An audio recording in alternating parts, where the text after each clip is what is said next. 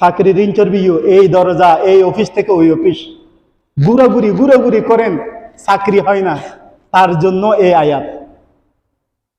কোরআন পাকের এই আয়াতটা নিয়ে যান, যার চাকরি হয় না, যিনি চাকরির ইন্টারভিউ বোর্ডে ঢুকবেন, তিনি যখন চাকরির ইন্টারভিউ বোর্ডে ঢুকে ইন্টারভিউ বোর্ডের স্যারদের সামনে আপনি মনে মনে প্রবেশ করলেন এবং বললেন, ফাসায়াকফিকাহুমুল্লাহ ওয়া হুয়াস সামিউল আলিম, ফাসায়াকফিকাহুমুল্লাহ ওয়া হুয়াস সামিউল আলিম।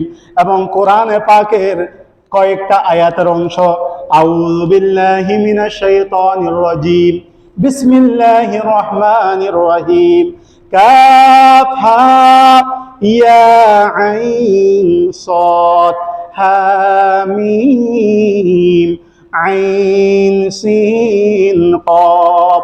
এই হুরুফ মুকাত্তাআত গুলো তেলাওয়াত করে এবং কোরআনে পাকের এই আয়াত ফাসায়াকফিকাহুমুল্লাহ ওয়া হুয়াস সামিউল আলিম, এই আয়াত তেলাওয়াত করে যদি আপনি চাকরির ইন্টারভিউতে প্রবেশ করেন, ইনশাআল্লাহ আজ্জা ওয়া জাল আল্লাহ রাব্বুল আলামিন আপনাকে চাকরির মধ্যে সফলতা লাভ করবেন। সুবহানাল্লাহ।